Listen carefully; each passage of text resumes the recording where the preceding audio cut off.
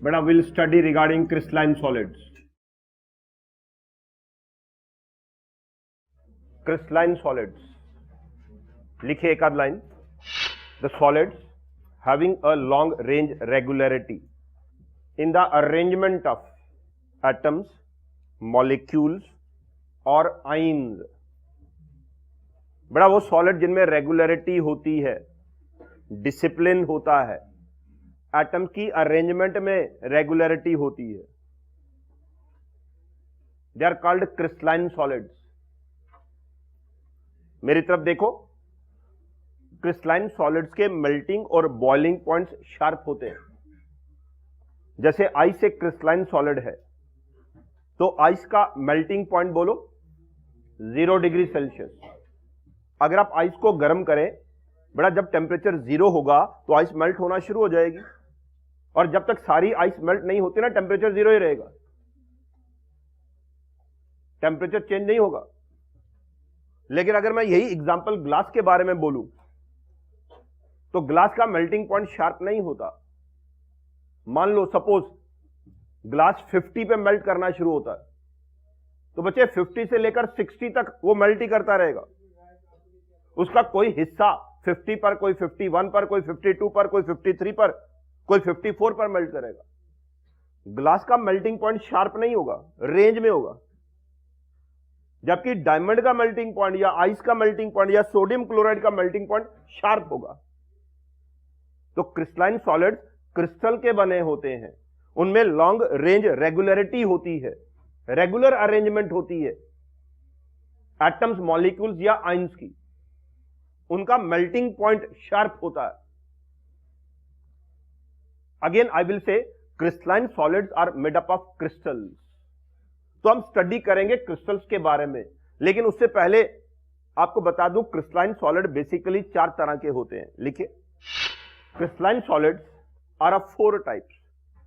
एक हो गया आयनिक क्रिस्टलाइन सॉलिड, 2 हो गया number 2 covalent crystalline solids, number 3 आ गया molecular crystalline solids, number 4 it is metallic crystalline solids.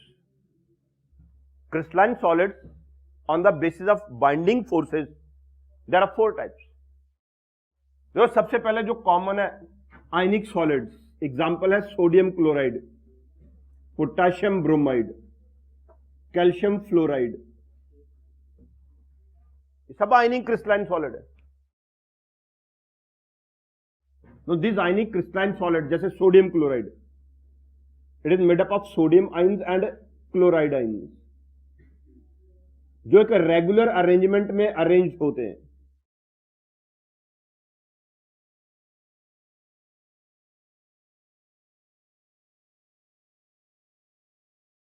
मैं कहूंगा ये जो आयनिक सॉलिड्स हैं, they are made up of ions, they are made up of ions, positive ions and negative ions. What are ionic solids? वो solid जो ions के बने होते हैं. और बच्चे आयंस के बीच में हैव इलेक्ट्रोस्टैटिक फोर्सेस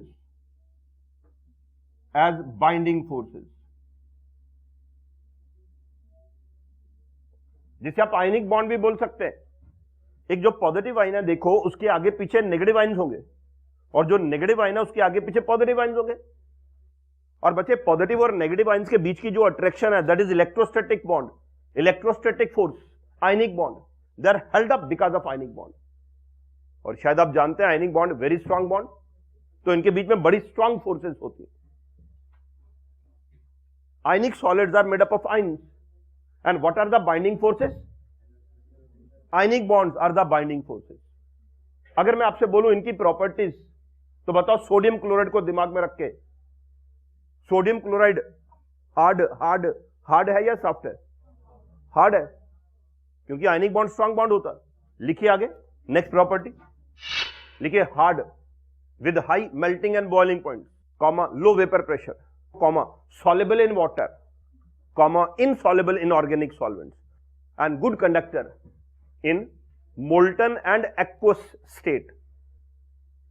ये भी ठीक लिखा ना. सॉलिड स्टेट में ये करंट कंडक्ट नहीं करते हैं, इनके आयंस मूव नहीं करते, मोल्टन स्टेट में या एक्वा स्टेट में करंट कंडक्ट करते हैं। आगे मूव करेंगे, बोलो नंबर दो क्या लिखा, कौन से? Covalent solid. बड़ा इसकी एग्जांपल लिख रहा हूं, diamond, even up to some extent graphite, और ज्यादा इंपॉर्टेंट है सैंड, क्वार्ट्ज।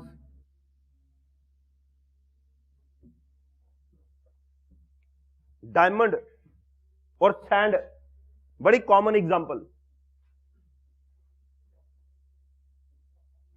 देखो डायमंड की बात करूं तो डायमंड में कार्बन टेट्राहेड्रली 4 और कार्बन के साथ बॉन्ड बनाता है।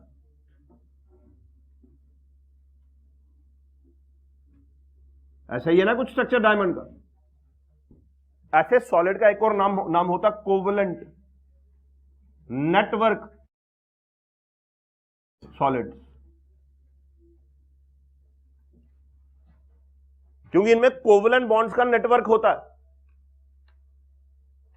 तो they are covalent network solid. Yes, they are made up of atoms.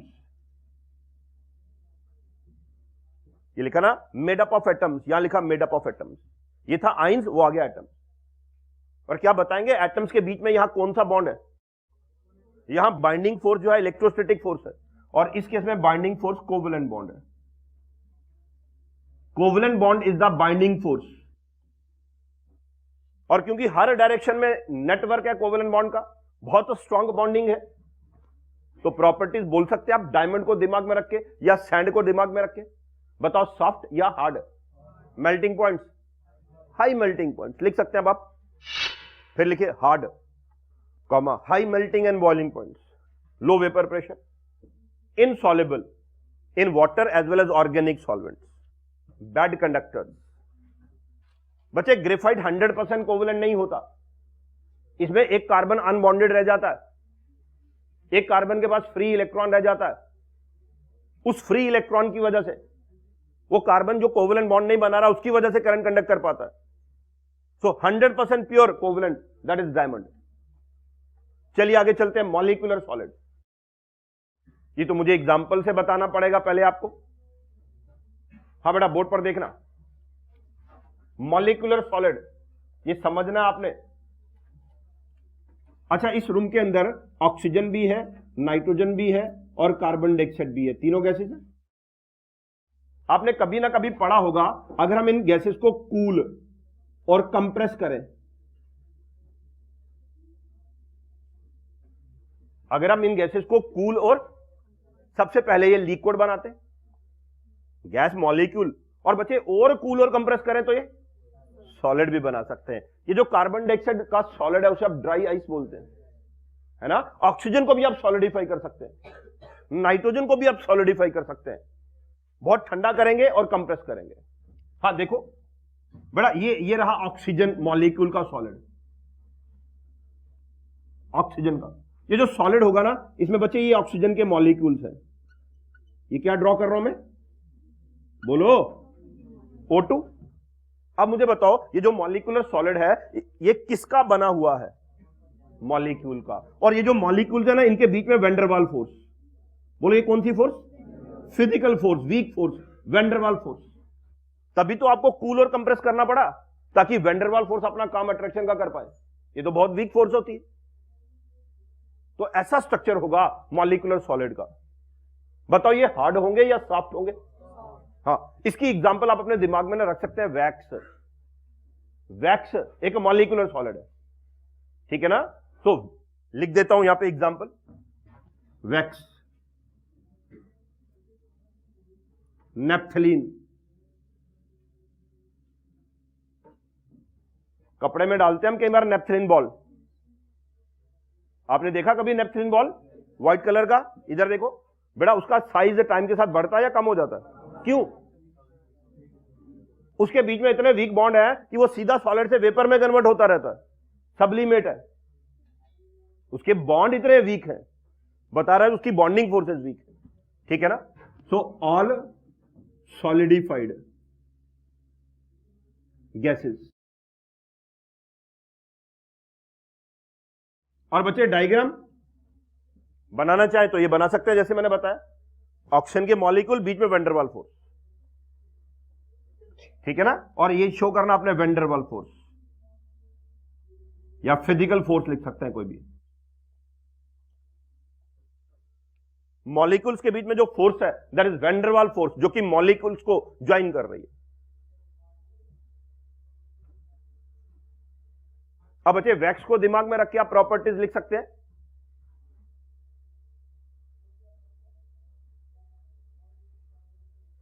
चलिए लिखेंगे पहला point, made up of molecules. Molecular solids are made up of molecules, oxygen molecules, nitrogen molecules, carbon dioxide molecules, wax molecule, wax alkane होते हैं, alkane with 50-60 carbon atoms, made up of molecules। चलो बताओ यहां bonding force ionic bond था, यहां covalent bond, यहां लिखो van der वाल forces is the binding force, soft with low melting and boiling points, comma high vapour pressure, comma insoluble in water, comma soluble in organic solvent, comma bad conductors। और बच्चे fourth आता metallic solids, metals हो गए iron, copper, silver, gold, sodium, ये सब metallic solids है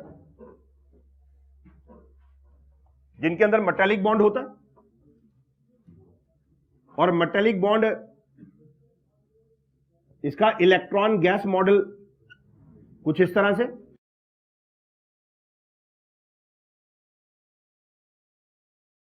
metallic bond, there is free electron cloud which have got negative charge, और बीच में ये जो पॉजिटिव है इन्हें हम बोलते हैं कर्नल्स और कोर। अगर आप किसी भी एटम का वैलेंस शेल हटा दो, क्या कहा मैंने, अगर आप किसी भी एटम का जो पीछे रह जाता पॉजिटिव सेंटर, उसे आप बोलते हैं कर्नल या कोर। कर्नल पे कौन सा चार्ज, पॉजिटिव, और इलेक्ट्रॉन्स पे, इनके बीच में जो बॉन्ड है पॉजिटिव और नेगेटिव के बीच में, कर्नल और इलेक्ट्रॉन के बीच में, that is metallic bond. So these metals are made up of again atoms, or you can say kernels. पहला point, made up of metal, atoms या kernels. Number 2, held up by metallic bond, held up together by metallic bond. इनको जो force held करती है वो है metallic bond. और बच्चे मेटेलिक बॉन्ड कई बार सॉफ्ट होता है, कई बार हार्ड होता है। देखो सोडियम का मेटेलिक बॉन्ड सॉफ्ट होता है, वीक होता है, जबकि आयरन का मेटेलिक बॉन्ड स्ट्रांग होता है। तो समटाइम्स दे में बी सॉफ्ट, लिखो आगे प्रॉपर्टीज, मे बी सॉफ्ट और हार्ड विद लो और high melting and boiling point. कुछ केसेस में इनका मेल्टिंग पॉइंट लो है, जैसे अल्कली मेटल्स के केस में इनका मेल्टिंग पॉइंट लो है, लेकिन ट्रांजिशन मेटल के केस में इनका मेल्टिंग पॉइंट हाई है। बट मोर इंपॉर्टेंट इनमें मेटल लाइक प्रॉपर्टीज है, वो क्या है लिखे, comma malleable, ductile, lustrous and good conductors of heat and electricity. बड़ा एक फर्क है इधर देखो, आयनिक सॉलिड में जो कंडक्शन है ना, कंडक्शन वो आयंस की वजह से होती है, और मेटल्स के अंदर कंडक्शन इलेक्ट्रॉन की वजह से होती है। बोलो आयनिक सॉलिड में कंडक्शन आयंस की वजह से, और मेटल में बताओ किसका साइज छोटा, आयन का या इलेक्ट्रॉन का? और बोलो कौन फास्ट मूव करेगा? याद रखना मेटल की कंडक्शन आयनिक सॉलिड की कंडक्शन से कई गुना हाई होती है। और क्यों होती है बात समझ आ गई? क्योंकि इलेक्ट्रॉन बहुत छोटा होता है, उसकी वेलोसिटी बहुत ज्यादा होगी एज कंपेयर टू आयन। तो मेटल्स की कंडक्शन आयनिक सॉल्ट्स की कंडक्शन से कई गुना ज्यादा होती है। चलिए नेक्स्ट हेडिंग लिखिए आप लोग, क्रिस्टल।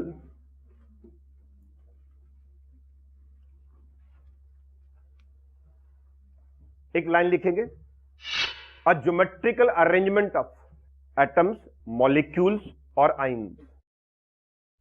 बेटा nature is very perfect.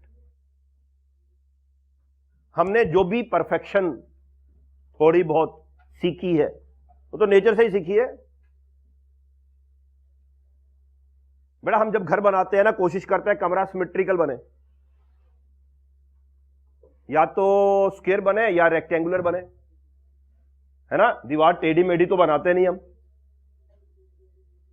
Symmetry, ये सिमेट्री हमने कहां से सीखी? नेचर से, है ना। बोर्ड बनाया तो सिमेट्रिकल बनाया, ऐसे थोड़ी लकड़ी कहीं से तोड़ी और बम जैसा टेढ़ा मेढ़ा बना दिया हमने, है ना। क्या रेक्टेंगुलर बोर्ड बनाया या स्क्वायर बनाया? तो हमने जो सीखा नेचर से सीखा। नेचर भी जब कोई चीज बनाता है सिमेट्रिकल बनाता है। कभी आपने सोचा दिमाग 5 मिनट लगा के, यार हमारी बॉडी कितनी सिमेट्रिकल है? इतना सिमेट्रिकल तो कोई, इतनी सिमेट्रिकल सबस्टेंस स्कल्पचर कोई कारपेंटर भी नहीं बना सकता, स्कल्पचर भी नहीं बना सकता। तो कभी आपने सोचा आंखें दो, एक इधर होती आंख हो, एक कहीं हाथ में होती तो, है ना, है ना। मतलब हाउ सिमेट्रिकल आवर बॉडीज। तो नेचर में बनी ना। और इमेजिन करो छोटे छोटे सेल्स अरेंज हुए, उन सेल्स में सिमेट्री आई होगी पहले, फिर वही सिमेट्री हमारी बॉडी में आई होगी। तो नेचर जब भी कोई चीज बनाता है अपनी तरफ से सिमेट्री की कोशिश करता है। वो अलग बात है, कई बार क्या होता है जब वो सिमेट्री से कोई चीज बना रहा होता है, बीच में कोई नेचुरल कैलेमिटी आ जाती है, अर्थक्वेक आ जाता है। तो जब बीच में कहीं अर्थक्वेक आ गया, सुनामी आ गई, तो बीच में उसका क्रिस्टल फॉर्मेशन का प्रोसेस रुक गया, तो बीच में कुछ डिफेक्ट्स आ गए।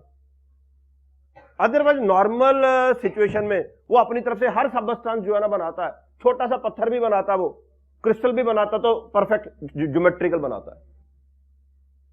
तो सुनो मैं क्या बोल रहा हूं। जब एटम्स, मॉलिक्यूल्स और आयंस अरेंज होकर एक ज्योमेट्रिकल सॉलिड बनाते हैं, एक ऐसा सॉलिड बनाते हैं जिसकी शेप ज्योमेट्रिकल होती है, ज्योमेट्री के किसी फिगर से मिलती है, तो छोटे से ज्योमेट्रिकल सॉलिड को हम क्रिस्टल बोलते हैं। जैसे अगर आपने अपने घर में शुगर देखा, तो आप जानते हैं शुगर का हर दाना, ग्रेन ज्योमेट्रिकल होता है या नहीं, है ना। तो क्रिस्टलाइन, जब हम शुगर के जूस को हम क्रिस्टल बनाते हैं, उसके अपने आप वैसे क्रिस्टल बन जाते हैं। नमक का हर दाना परफेक्ट क्यूब होता है। Every grain of sodium chloride is a perfect cube, जो आप घर में नमक, टेबल सॉल्ट खाते हैं। अब बेटा अगर एक सोडियम क्लोराइड का दाना, ग्रेन परफेक्ट क्यूब है, और वो क्यूब बना किसका? सोडियम आयन और, है ना। तो नेचर ने अंदर सोडियम और क्लोराइड आयन को ऐसे अरेंज किया होगा, अपने आप ज्योमेट्रिकल क्यूब बन गया होगा। जब तक अंदर ज्योमेट्री, सिमेट्री नहीं आएगी तो बाहर सिमेट्री आ ही नहीं सकती। क्या मतलब? देखो मेरी तरफ बेटा, मान लो कमरे के बाहर ना एक ट्रक, उसने ईंटें उतार दी हुई हैं, और मुझे वो ईंटें अंदर कमरे में लगानी है ना। एक तरीका, मैं वहां खड़े होकर ईंटें अंदर फेंकता हूं। बताओ ईंटों का जो हीप, ढेर बनेगा, वो कोई ज्योमेट्रिकल बनेगा या इरेगुलर बनेगा? क्योंकि उसके फेंकने का, अरेंज करने का तरीका ही नहीं मैंने रखा। कोई ईंट ऐसे गिर रही है, कोई ऐसे गिर रही है, कोई ऐसे गिर रही है, कोई ऐसे गिर रही है। दूसरा तरीका, हम 2 लोग हैं, एक बाहर एक अंदर, मैं बाहर से फेंक रहा हूं, आप अंदर उसको सेट करके लगाते जा रहे हो। बताओ लास्ट में जो ढेर बनेगा वो पूरा एक क्यूबाइड या क्यूब कुछ बन जाएगा बेटा। और उसके अंदर जो ईंटों की अरेंजमेंट है वो बड़ी ज्योमेट्रिकल और रेगुलर है। बोलो, बाहर की जो रेगुलरिटी आई, क्या वो अंदर की रेगुलरिटी पे डिपेंड की? बोलिए। तो बाहर जो रेगुलरिटी आएगी वो अंदर की रेगुलरिटी पे डिपेंड करेगी। इसी तरह जब हम एटम अरेंज करते हैं, नेचर जब एटम को अरेंज करता है किसी सॉलिड के अंदर, वो क्या करता है? उनको अरेंज करते हुए कोई ज्योमेट्रिकल फिगर बना लेता है, अंदर रेगुलरिटी रखता है और ऑटोमेटिकली बाहर रेगुलरिटी आ जाती है। तो ऐसा पढ़ो जरा, आपने क्या लिखा? ज्योमेट्रिकल। ज्योमेट्रिकल मतलब हो गया triangular, tetrahedral, cuboidal, square, cube, octahedron, pyramid, है ना। कोई भी ज्योमेट्रिकल। और ज्योमेट्रिकल आगे arrangement, assemblance of atoms or molecules are.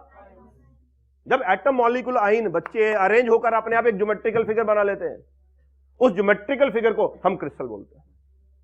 और क्रिस्टल की जो स्टडी होती है उसे हम बोलते हैं क्रिस्टलोग्राफी। वो साइंटिस्ट जो क्रिस्टल की स्टडी करते हैं उन्हें बोलते हैं क्रिस्टलोग्राफर। इधर देखो।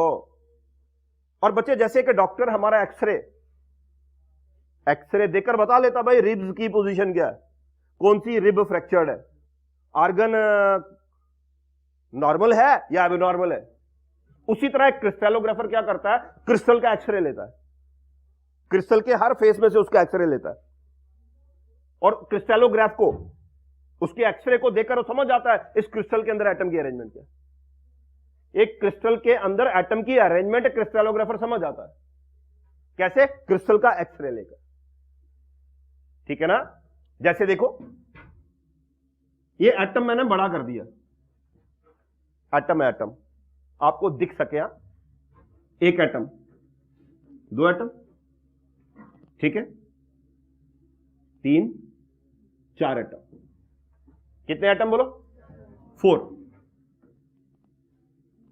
5, 6, 7, 8। मुझे बताओ आपको समझ आ रहे हैं 8 एटम्स, 4 आगे 4 पीछे, 1 2 3 4 आगे, 1 2 3 4 पीछे, कितने एटम अरेंज किए मैंने, 8 एटम। और मुझे बताओ 8 एटम को अरेंज करके मैंने एक छोटा सा क्यूब बना दिया। Tell me, is it a cube? मैं अगर इनके सेंटर्स को ज्वाइन करूं,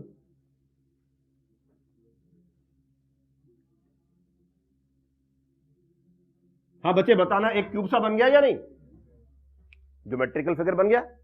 जब मैंने एटम को एक रेगुलर तरीके से अरेंज किया तो एक ज्योमेट्रिकल फिगर बन गया। आप इस ज्योमेट्रिकल फिगर को क्रिस्टल बोल सकते हैं। अब बोलो क्या होता है क्रिस्टल? जब एटम्स या मॉलिक्यूल्स या आयंस अरेंज होते हैं और एक ज्योमेट्रिकल फिगर बन जाता है। लेकिन याद रखना क्रिस्टल में 8 एटम नहीं होंगे, 8 करोड़ एटम होंगे। अब मैं कहां 8 करोड़ एटम यहां बैठा बनाता रहूंगा, मुझे तो कॉन्सेप्ट देना आपको, ठीक है ना। तो 8 एटम की वजह से, हेल्प से मैंने एक छोटा सा ज्योमेट्रिकल फिगर बना दिया। आपने इमेजिन करना आगे पीछे एटम लगा के, करोड़ों एटम लगा के जो ज्योमेट्रिकल फिगर बनेगा, दैट इज कॉल्ड क्रिस्टल। ठीक है। और साइंटिस्ट इस क्रिस्टल, बताओ ये जो क्रिस्टल है इसकी शेप क्या है? अब बोलो क्यूब। क्यूब बताओ क्यूब के कितने फेस होते हैं? 6 फेस होते हैं, है ना, है ना। 4 फेस होते हैं लेटरल, एक ऊपर और एक, ओके। क्रिस्टलोग्राफर क्या करता है, इस फेस का एक्सरे लेता है, इसका लेता है, इसका लेता है, इसका लेता है, चारों का, ऊपर से भी लेता, नीचे से लेता। पीछे आता क्रिस्टलोग्राफ, उसको देखकर सब 6 के 6 क्रिस्टलोग्राफ्स को देखकर उसको समझ आ जाती है भाई इसके अंदर एटम का अरेंजमेंट ये है। ठीक है ना। अब बड़ा अगर ये क्रिस्टल है, फिर वो क्या करता है, ये जो क्रिस्टल है ना, इस क्रिस्टल को कॉपी के ऊपर ऐसे रिप्रेजेंट कर देता है।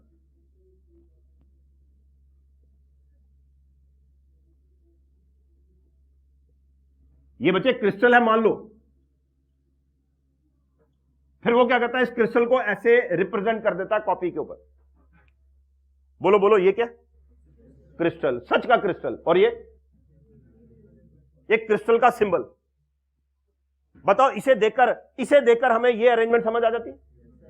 बोलो, ये क्यूब था, मैंने क्यूब बना लिया, इसमें 8 एटम थे, हर कॉर्नर पर देखो एक एक एटम है। मैंने क्या किया, हर एटम की जगह एक छोटा छोटा पॉइंट बना दिया। बोलो ये क्या? एटम नहीं है, ये पॉइंट है। कौन सा पॉइंट है? जो बच्चे एटम की पोजीशन को रिप्रेजेंट कर रहा है। बोलो कौन सा पॉइंट है?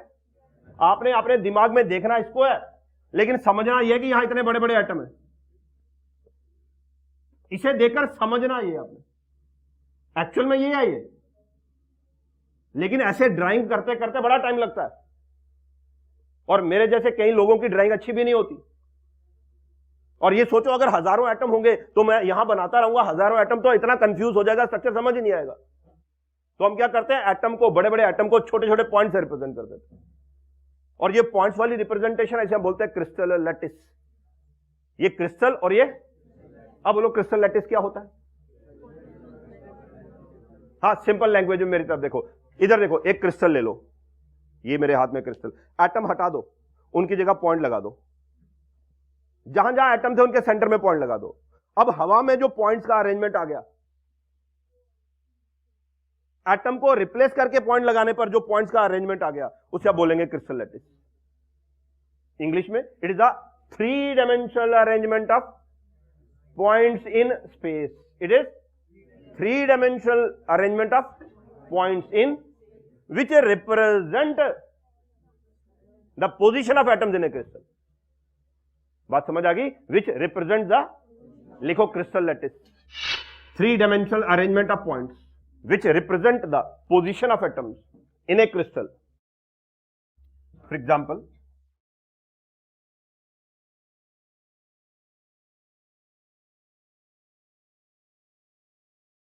बेटा ये मैंने ये अभी जो ड्रॉ किया, ये मैंने एक क्रिस्टल लैटिस ड्रॉ कर दिया। आप भी ड्रॉ कर लीजिए अपनी कॉपी पर। This is a crystal lattice. और याद रखिए मैंने एटम की जगह पॉइंट बनाया। All these are the points which are representing the position of atoms. हाँ, बोर्ड पर देखो, ये समझ आ गए? उसके बाद देखो ये भी समझ आ गया? बोलो। अब इसका सेंटर ये वर्टिकल, समझ आ गया? अब ये एक हॉरिजॉन्टल।